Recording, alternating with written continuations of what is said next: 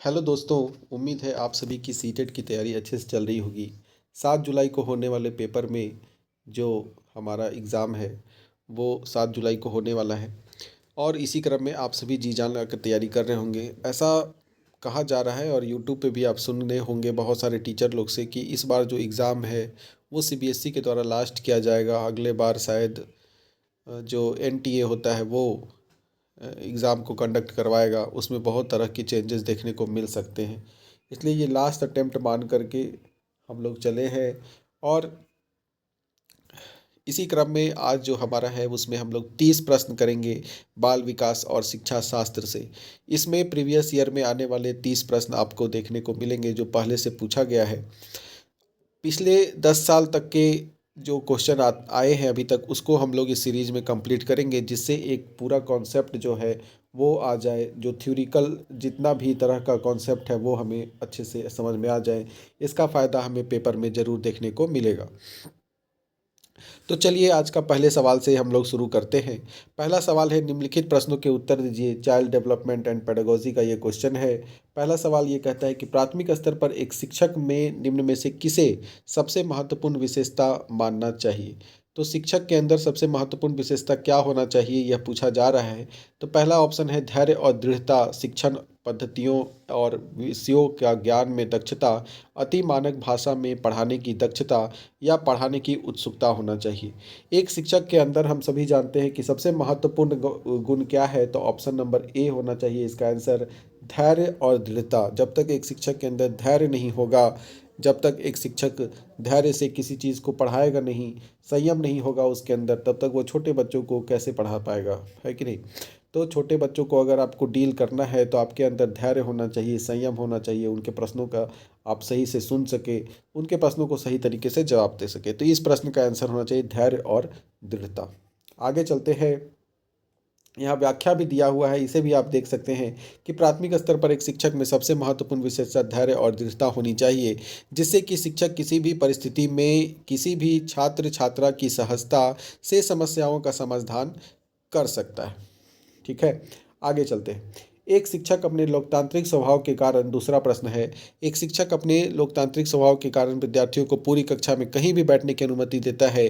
कुछ शिक्षार्थी एक साथ बैठते हैं और चर्चा करते हैं या सामूहिक पठन करते हैं, कुछ चुपचाप बैठकर अपने आप पढ़ते हैं। एक अभिभावक को यह पसंद नहीं आता है। और इस स्थिति से निपटने का निम्न में से कौन सा तरीका सबसे बेहतर हो सकता है। पहला ऑप्शन दिया है कि अभिभावक को प्रधानाचार्य से अनुरोध करना चाहिए और उनके बच्चों का अनुभाग बदल देना चाहिए, मतलब सेक्शन चेंज कर देना चाहिए कि टीचर बढ़िया नहीं पढ़ा रहा है बोलकर। अभिभावकों को शिक्षक पर विश्वास व्यक्त करना चाहिए और शिक्षक के साथ समस्या पर चर्चा करनी चाहिए। अभिभावकों को उस विद्यालय में से अपने बच्चों को निकाल लेना चाहिए। अभिभावक को प्रधानाचार्य से शिक्षक की शिकायत करनी चाहिए। देखिए, सीडीपी में सबसे ज़्यादा आप उन सब सवालों को, उन ऑप्शन पे ध्यान दीजिए जिसका एक व्यवहारिक बहुत ही अच्छा मतलब पॉजिटिव जिसका रिजल्ट निकले। तो इसमें सबसे पॉजिटिव आंसर ये दिखाई दे, शिकायत करना है, ये करना, ये सब इसका आंसर नहीं हो सकता है। तो सबसे ऑप्शन कौन है, तो सबसे ऑप्शन जो सही है उसमें बी ऑप्शन है, जिसमें ये कह रहा है कि शिक्षक पर विश्वास करना पड़ेगा आपको और शिक्षक के साथ अपनी समस्या का चर्चा करना पड़ेगा कि आप मेरे बच्चे को बाकी लोगों के साथ इंटरेक्ट होने क्यों नहीं दे रहे हैं। इन सारी समस्या, जो भी समस्या है वो आपको शिक्षक के साथ व्यक्त करना चाहिए, ताकि शिक्षक फिर उस पर आपको जवाब दे सके, उस पर बता सके कि आखिर क्या चाहते हैं। अगला सवाल हम लोग चलते हैं कि वह अवस्था जब बच्चा तार्किक रूप से वस्तुओं और घटनाओं के विषय में चिंतन प्रारंभ करता है तो उसे क्या करते हैं। देखिए, तार्किक रूप से जब बच्चा किसी वस्तु को देख करके उसके ऊपर सोचने लगता है तो उसे हम लोग मूर्त अवस्था कहते हैं। मूर्त अवस्था मतलब किसी चीज़ को देख करके और उसके ऊपर क्या करना, अपने तर्क देना, अपना विचार व्यक्त करना, तो इसे मूर्त अवस्था कहते हैं। ठीक है, हमारे बच्चे के जीवन काल में अलग अलग समय पर अलग अलग जो सीखने की अवस्था है वो अलग अलग समय पर अलग अलग प्रकार की अवस्थाओं में व्यक्त किया गया है, जिसमें तीसरी अवस्था आप लोग ध्यान में देखे होंगे वो मूर्त अवस्था है। चौथी अवस्था अमूर्त अवस्था है, जब बच्चा काल्पनिक तौर पे भी क्या करता है, किसी चीज़ को व्यक्त करना, किसी चीज़ के ऊपर कल्पना में भी किसी चीज़ पर पूरा व्याख्या करना शुरू कर देता है, वो अमूर्त अवस्था। और जब किसी वस्तु को देख करके देख कर जब किसी वस्तु को उसके बारे में व्याख्या करता है, घटनाओं का चिंतन करता है, तो उसे मूर्त अवस्था कहते हैं। तो ऑप्शन नंबर सी इसका तीसरा का आंसर हो जाएगा। आगे चलते हैं, मन का मानचित्रण संबंधित है किससे? मन का मानचित्रण किससे संबंधित है? तो साहसिक कार्यों की क्रिया योजना से संबंधित है, मन का चित्र बनाने से है, मन की क्रियाशीलता पर अनुसंधान से है, या बोध पढ़ाने की क्षमता है। तो मन का चिंतन करने का मतलब है अनुसंधान करना, यानी इसका आंसर हो जाएगा मन की क्रियाशीलता पर अनुसंधान से है। मन का मानचित्रण करने का मतलब है। मन का मानचित्रण का अर्थ है मन की क्रियाशीलता पर अनुसंधान से, अर्थात अतः अर्थानुसार किसी कार्य को करने से पहले उसकी एक रूपरेखा मन में बना लेना चाहिए। ठीक है, किसी काम को करना है तो अपने मन में ही उसके किस प्रकार से करना है वो पूरा एक चित्रण मानचित्र के जैसा आप उसके मैप स्किल अपने मन में डेवलप कर लीजिए, जिससे कि आपको वो कार्य करने में आसानी होगा। आगे चलेंगे, विशेष रूप से प्राथमिक स्तर पर विद्यार्थियों को सीखने संबंधी समस्याओं को संबोधित करने का सबसे बेहतर तरीका क्या है? तो बोलेंगे महंगी और चमकदार सामग्री का प्रयोग करना, सरल और रोचक पाठ्य पुस्तकों को प्रयोग करना, कहानी कथन पद्धति का प्रयोग करना, क्षमता के अनुरूप विभिन्न शिक्षण पद्धतियों का प्रयोग करना। तो बच्चे को ये बताना चाहिए कि क्षमता जितना है उसके अनुरूप ही शिक्षण पद्धतियों का प्रयोग करना चाहिए। ठीक है, विद्यार्थियों की सीखने संबंधी समस्याओं को संबोधित करने के लिए उनके क्षमता के अनुरूप ही उनके शिक्षण संबंधी प्रयोग करना आवश्यक है। आगे चलते हैं छठा नंबर सवाल पे कि निम्न में से कौन सा शिक्षार्थी में सृजनात्मकता का पोषण करता है? तो बताइए इसका आंसर क्या होगा। प्रत्येक शिक्षार्थी को अंतर्जात प्रतिभाओं का पोषण करने के अवसर उपलब्ध कराना, विद्यालयी जीवन के प्रारंभ में उपलब्धि के लक्ष्यों पर बल देना, परीक्षा से में अच्छे अंकों के लिए विद्यार्थियों को कोचिंग करना, या फिर कक्षा अच्छा शिक्षा के व्यवहारिक मूल्यों के लिए विद्यार्थियों का शिक्षण करना। तो इसका ऑप्शन नंबर मेरे ख्याल से एक होना चाहिए, ए है। क्यों? क्योंकि प्रत्येक शिक्षार्थी के अंतर्जात प्रतिभाओं का पोषण करने के अवसर उपलब्ध कराना। एक शिक्षार्थी जो है उसे क्या लगातार उसकी अंदर की जो क्षमताएं हैं उसके क्षमताओं को पहचान करने के लिए, क्षमताओं को बढ़ावा देने के लिए बार बार उसे अवसर उपलब्ध कराना आवश्यक है। ठीक है, आगे चलते हैं। पियाजे के अनुसार निम्नलिखित में से कौन सी अवस्था बच्चा अमूर्त संकल्पनाओं के विषय में तार्किक चिंतन करना आरंभ करता है? तो अभी हम लोग जानते थे, अभी हम लोग पढ़े थे कि मूर्त के बाद होता है अमूर्त। अमूर्त अवस्था वह होती है जिसमें बच्चा जब पूरी तरह से विकसित हो जाता है, उसके बाद फिर वो किसी चीज़ का मनन चिंतन करके भी, काल्पनिक रूप से भी किसी वस्तु के ऊपर काल्पनिक जब अपना तर्क देने लगता है तो उसे हम लोग अमूर्त अवस्था कहते हैं। और यह अवस्था होता है 12 वर्ष के बाद, जिसे हम लोग औपचारिक संक्रियात्मक अवस्था भी कहते हैं। 12 वर्ष से ऊपर 4 प्रकार की अवस्थाएं होती है। जो सबसे बच्चा छोटा होता है उसे संवेदी परक संवेदनाओं के द्वारा वो अपने व्यक्त करता है, तो संवेदी प्रेरक अवस्था कहते हैं, जो जन्म से 2 वर्ष तक होता है। पूर्व संक्रियात्मक अवस्था 2 से 7 वर्ष तक होता है। मूर्त संक्रियात्मक अवस्था 7 से 11 वर्ष, और फिर 12 वर्ष से ऊपर की अवस्था को औपचारिक संक्रियात्मक अवस्था कहते हैं। ठीक है, आगे चलते हैं हम लोग। सीखना संबंधित समृद्ध हो सकता है यदि कक्षा में अधिक से अधिक शिक्षण सामग्री का प्रयोग किया जाए, शिक्षण विभिन्न प्रकार के व्याख्यान और स्पष्टीकरण का प्रयोग किया जाए, कक्षा में आवधिक परीक्षाओं के अपेक्षित ध्यान दिया जाए, वास्तविक दुनिया में से उदाहरणों को कक्षा में लाया जाए जिसमें विद्यार्थी एक दूसरे के अंतःक्रिया करे और शिक्षक उस प्रक्रिया को सुगम बनाए। तो इसका आंसर क्या हो जाएगा? सीखना समृद्ध कब हो सकता है?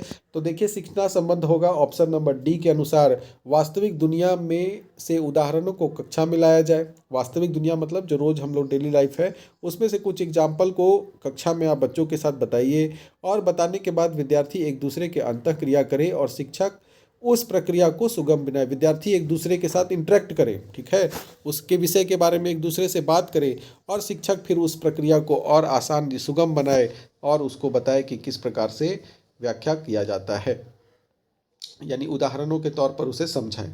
आगे चलते हैं, 9 नंबर क्वेश्चन देखते हैं। कि निम्न में से कौन से कथन को सीखने की प्रक्रिया की विशेषता नहीं मानना चाहिए। सीखने की प्रक्रिया की विशेषता क्या नहीं है। सीखना एक व्यापक प्रक्रिया है तो है। सीखना लक्ष्योन्मुखी प्रक्रिया है, लक्ष्य को प्राप्त करने की प्रक्रिया है, बिल्कुल है। अन्य अधिगमक भी सीखने की प्रक्रिया है तो बिल्कुल है। शैक्षणिक संस्थान ही एकमात्र स्थान है जहां अधिगम प्राप्त होता है। क्या हम लोग सिर्फ शैक्षणिक संस्थान स्कूल जाएंगे तो ही सीख पाएंगे? नहीं, बहुत सारे ऐसे लोग हैं जो स्कूल कभी नहीं गए हैं फिर भी बहुत कुछ सीखे हैं। तो यानी कि वो ऑप्शन नंबर जो डी है वो गलत है। स्कूल में ही हम लोग नहीं सीखते हैं, स्कूल से छुट्टी होता है, रास्ते में आने पर भी हम लोग बहुत सी चीज़ों को देख करके सीखते हैं, समझते हैं। ठीक है, तो ये प्रक्रिया नहीं है। आगे चलते हैं, ऑप्शन नंबर स्थान 10वां नंबर पहुंचते हैं। 5वीं कक्षा के दृष्टिबाधित विद्यार्थी के रूप के बारे में क्या है। विद्यार्थी के माता पिता और मित्रों द्वारा उसे दैनिक कार्यों को करने में सहायता की जानी चाहिए। दृष्टिबाधित विद्यार्थी के साथ कक्षा में सामान्य रूप से व्यवहार किया जाना चाहिए और श्रव्य सीडी के माध्यम से सहायता उपलब्ध कराई जानी चाहिए। दृष्टिबाधित के साथ कक्षा में विशेष व्यवहार किया जाना चाहिए। निचले स्तर के कार्य करने की छूट मिलनी चाहिए। तो विद्यार्थी के साथ किसी भी प्रकार से ऐसा उसे नहीं व्यवहार करना चाहिए जिससे कि लगे वो बाकी विद्यार्थियों से अलग है, ऐसा नहीं करना चाहिए। जबकि उसे बाकी विद्यार्थियों के समान ही व्यवहार करना चाहिए। बस ये है कि वो अगर दृष्टिबाधित है तो उसके लिए उसको जानकारी देने के लिए हम लोग सीडी का प्रयोग कर सकते हैं। तो यहाँ पे ऑप्शन नंबर बी हो जाएगा कि उसे श्रव्य सीडी के माध्यम से सहायता उपलब्ध करानी चाहिए। ठीक है, लेकिन उसे कक्षा में सामान्य रूप से ही व्यवहार करनी चाहिए और बाकी बच्चों को भी इस प्रकार प्रेरित करना चाहिए कि उस प्रकार के बच्चों के साथ सामान्य बच्चों के जैसा ही व्यवहार करें, ये सिखाया जाना चाहिए। आगे चलते हैं हम लोग। निम्न में से कौन से बच्चे की सामाजिक मनोवैज्ञानिक आवश्यकताओं के संबंध में के साथ संबंध नहीं है। सामाजिक मनोवैज्ञानिक आवश्यकताओं के साथ संबंध नहीं है। संवेगात्मक सुरक्षा की आवश्यकता, शरीर में अपशिष्ट पदार्थों का नियमित रूप से बाहर निकलना, सानिध्य यानी संगति की आवश्यकता, सामाजिक अनुमोदन अथवा सराहना की आवश्यकता। तो देखिए, सामाजिक मनोवैज्ञानिक जो है तो ये जो है हमारा ये अवशिष्ट पदार्थ, तो ये तो शारीरिक जो आवश्यकता है वो है, वो मनोवैज्ञानिक अवस्था तो है नहीं। तो इसमें बी नंबर ऑप्शन जो है वो संबंधित नहीं है। आगे चलते हैं।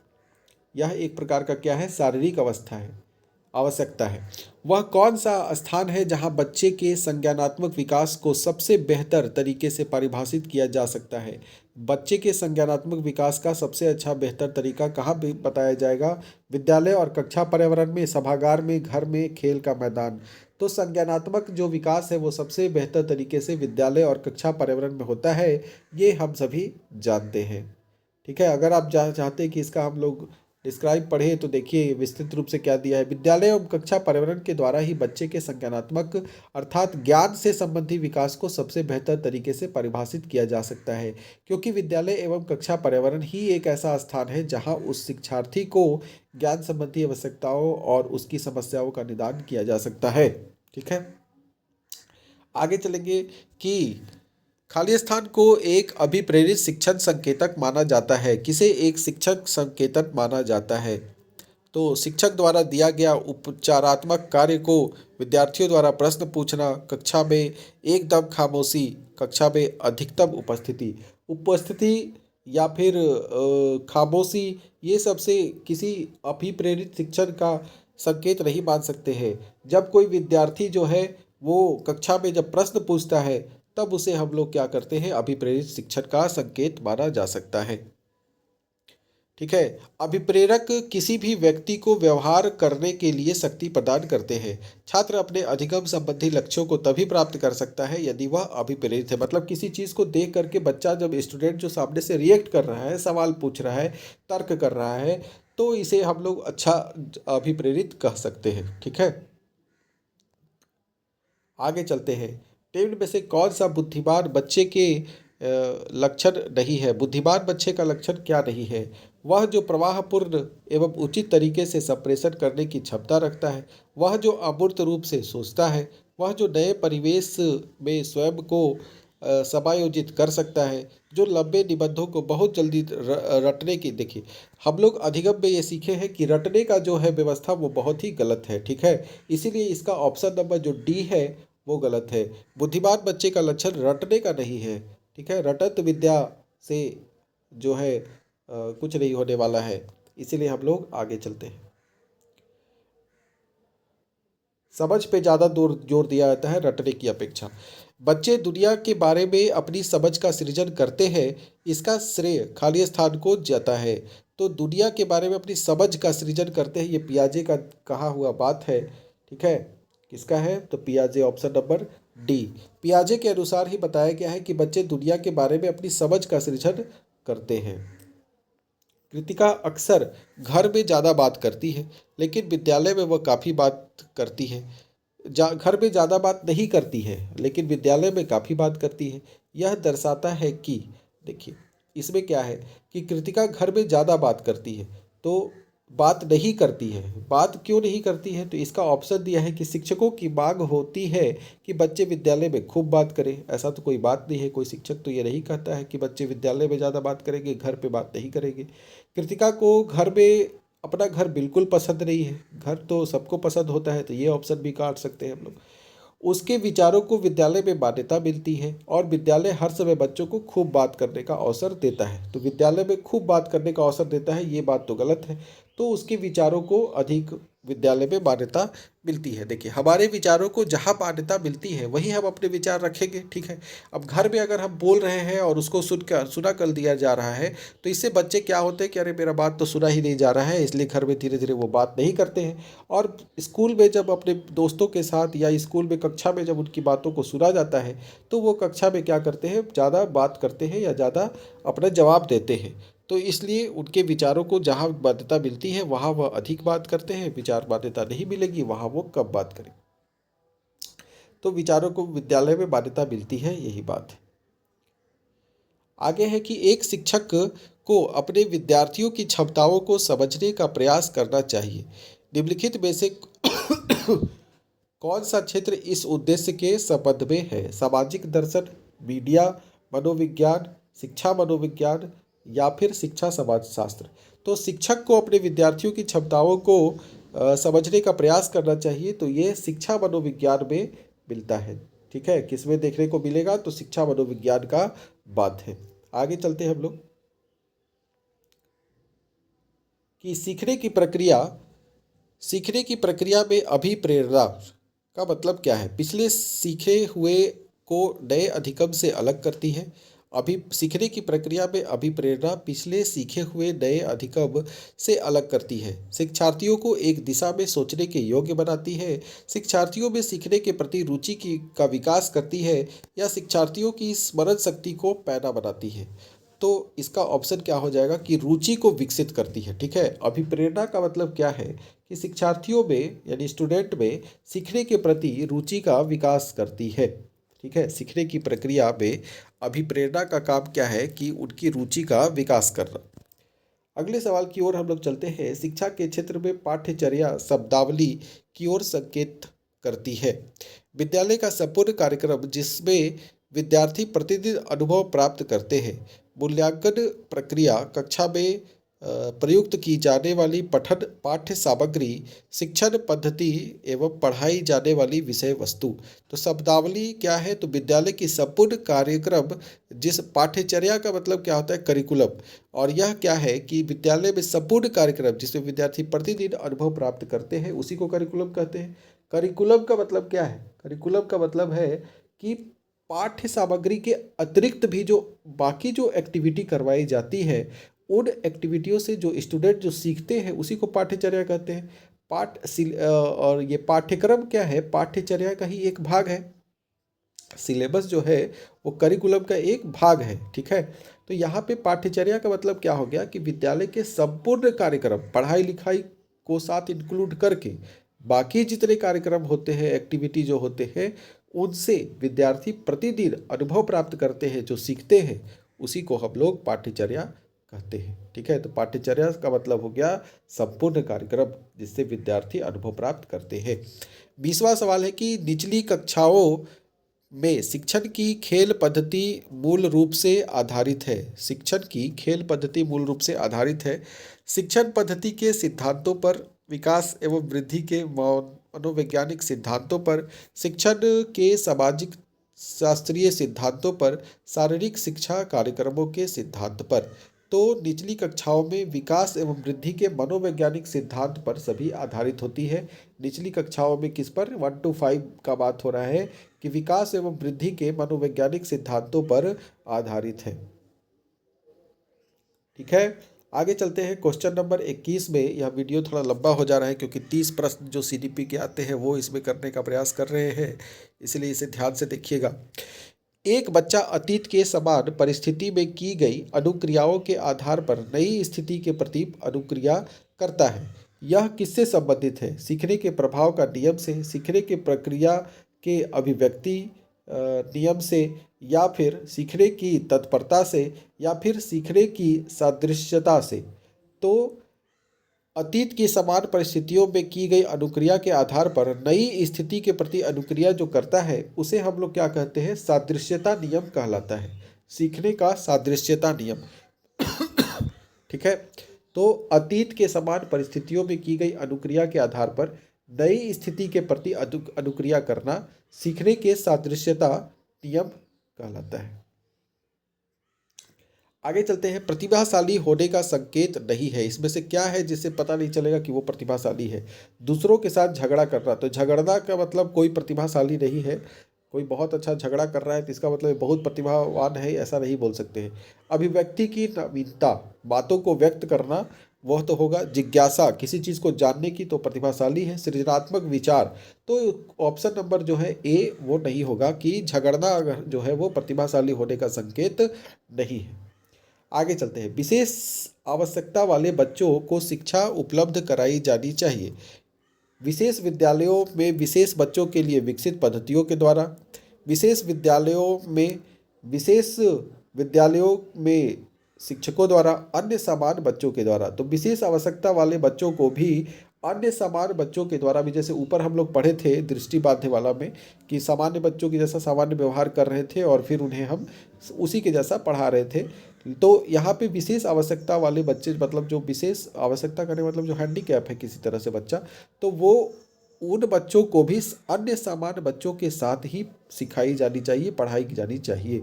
और यह राष्ट्रीय पाठ्यचर्या रूपरेखा 2005 में समावेशी शिक्षा की संस्तुति की गई है। समावेशी शिक्षा मतलब एक समान शिक्षा, सभी बच्चों को, सभी प्रकार के बच्चों को एक ही स्थान पर शिक्षा दी जाती है। ठीक है, एनसीएफ 2005 में ये बताया गया है। आकलन को उपयोगी और रोचक प्रक्रिया बनाने के लिए खाली स्थान के प्रति सचेत होना चाहिए। उपयोगी और रोचक बनाने के लिए क्या, किसके प्रति होना चाहिए? तो विद्यार्थियों को बुद्धिमान और औसत शिक्षार्थी की उपाधि देना, शैक्षिक और सह शैक्षिक क्षेत्रों में विद्यार्थी की सीखने के बारे में जानकारी प्राप्त करने के लिए विविध तरीकों का प्रयोग करना, और फिर प्रतिपुष्टि देने के लिए तकनीकी भाषा का प्रयोग करना, अलग अलग विद्यार्थियों में तुलना करना। तो इसका ऑप्शन नंबर हो जाएगा बी। अक्सर ऐसे सवालों में जब हम एग्ज़ाम देते हैं तो उसमें क्या करते हैं, जो सबसे बड़ा वाला ऑप्शन है उसी को कर देते हैं। लेकिन यहाँ पे समझने वाली बात यह है कि शैक्षिक और सह शैक्षिक क्षेत्रों में विद्यार्थियों के सीखने के बारे में जानकारी प्राप्त करने के लिए विविध तरीकों का प्रयोग किया जा सकता है। ठीक है, अगर हम पढ़ा रहे हैं या पढ़ाई के अलावा भी कुछ हम लोग एक्स्ट्रा एक्टिविटी करवा रहे हैं तो उसमें अलग अलग प्रकार की तरीकों का अपना सकते हैं, जिससे कि वो चीज़ और ज़्यादा रोचक हो, और रोचक चीज़ों में ही बच्चे क्या करते हैं, ज़्यादा ध्यान देकर सीखते हैं। ठीक है, डिसलेक्सिया, अगर इस बार आप जनवरी में एग्ज़ाम दिए होंगे, ठीक है, जनवरी का सीटेट दिए होंगे, तो उसमें ये सवाल आया था डिसलेक्सिया। डिसलेक्सिया किससे संबंधित है? तो हम लोग जानते हैं डिसलेक्सिया एक क्या है, पठन विकार है। पठन विकार मतलब क्या है कि बच्चा जो है वो शब्दों को पहचानने में उसको त्रुटि होता है। समझो, शब्दों की पहचान वो सही से नहीं कर सकता है। डी लिखना है ऐसे, बच्चा इस तरह से बार बार लिख देता है। बचपन में अक्सर इस तरह के बच्चे गलती करते हैं। बी और डी में अक्सर गलती होता है। तो इस प्रकार की जो समस्या है उसे पठन विकार जो समस्या है, यानी अक्षरों का पहचान नहीं कर पाना, डिसलेक्सिया बीमारी है। ठीक है, बच्चों की सीखने की प्रक्रिया में माता पिता को खाली स्थान की भूमिका निभानी चाहिए? अग्रोन्मुखी, सहानुभूतिपूर्ण, तटस्थ या नकारात्मक? तो माता पिता को अग्रोन्मुखी भूमिका निभाना चाहिए। इसमें कह रहा है कि बच्चों को सीखने की प्रक्रिया में माता पिता को अग्रणी भूमिका निभाना चाहिए तथा उन्हें और अच्छा करने के लिए प्रोत्साहित करना चाहिए। अग्रोन्मुखी मतलब होता है कि आगे बढ़ करके उन्हें हेल्प करना चाहिए और उन्हें प्रेरित करना चाहिए कि हाँ तुम इससे और ज़्यादा अच्छे से कर सकते हो, ठीक है, और बेहतर कर सकते हो। ये नहीं कि बच्चा अगर रिजल्ट कम आया तो उसको चार थापी और मार रहे हैं, कितना काहे लाया, शर्मा जी का बेटा इतना लाया था। तो इस तरह का चीज़ें नहीं करनी चाहिए, बल्कि जितना नंबर लाया है उससे खुशी व्यक्त कीजिए और उसको प्रोत्साहित कीजिए कि अगली बार और अच्छा करना। आगे चलते हैं। विकास कभी न समाप्त होने वाली प्रक्रिया है, यह विचार किसके संबंधित है? तो विचार यह निरंतरता का संबंधित है कि विकास जो होता है वह कभी कभी न समाप्त होने वाली प्रक्रिया है। यह निरंतरता का सिद्धांत है। विकास जो है हमारे गर्भ से लेकर के कब्र तक चलते रहती है। सीखने का अंतर्दृष्टि सिद्धांत को किसने बढ़ावा दिया? तो सीखने का अंतर्दृष्टि सवाल जो बढ़ावा सिद्धांत को बढ़ावा जो देने वाले हैं वो गेस्टाल्ट ने दिया था। अंतर्दृष्टि सिद्धांत किसका है? तो वह है गेस्टाल्ट का, ठीक है। गेस्टाल्ट कहाँ के थे? तो वह जर्मनी के थे, ठीक है। अंतर्दृष्टि सिद्धांत गेस्टाल्ट का है। आगे चलते हैं हम लोग कि निम्नलिखित में से किस अवस्था में बच्चे अपने समवयस्क समूह के सक्रिय सदस्य हो जाते हैं? तो किशोरावस्था में जब जब बच्चे पहुंचते हैं तो वहाँ समवयस्क समूह मतलब कि अपना जो ग्रुप है उनका उनका सक्रिय सदस्य हो जाते हैं, ठीक है। कब? तो किशोरावस्था में पहुंचते पहुंचते। लास्ट क्वेश्चन है आज का हमारा कि बच्चों के बौद्धिक विकास की 4 विशिष्ट अवस्था की पहचान किसने की थी? तो हम लोग ये जानते हैं कि 4 विशिष्ट अवस्था जो है उसकी बारे में बताया था पियाजे ने। क्या बताया था कि बौद्धिक विकास की 4 अवस्थाएं होती है, जिसमें सबसे पहला है संवेदी गामक अवस्था। ये पढ़े थे हम लोग अभी ऊपर में ही। संवेदी गामक अवस्था 0 से 2 साल तक का होता है। पूर्व सक्रियात्मक अवस्था जो 2 से 7 साल का होता है। मूर्त संक्रिया अवस्था जो 7 से 12 वर्ष तक होता है। और औपचारिक संक्रिया अवस्था जो है वो 12 से 18 वर्ष तक के काल को कहते हैं और यह जीन पियाजे का है। तो ये आज के सीडीपी का 30 सवाल है। बताइएगा वीडियो आपको कैसा लग रहा है। आगे इसी प्रकार से सीडीपी के और भी सवाल आपको मिलते रहेंगे जो कि हमारे लिए हमारे एग्ज़ाम के लिए जुलाई में जो एग्ज़ाम है उसके लिए बहुत ही इम्पोर्टेंट है। आई होप कि वीडियो अच्छा लगा होगा। अच्छा लगा हो तो लाइक करिएगा, सब्सक्राइब कीजिएगा। धन्यवाद।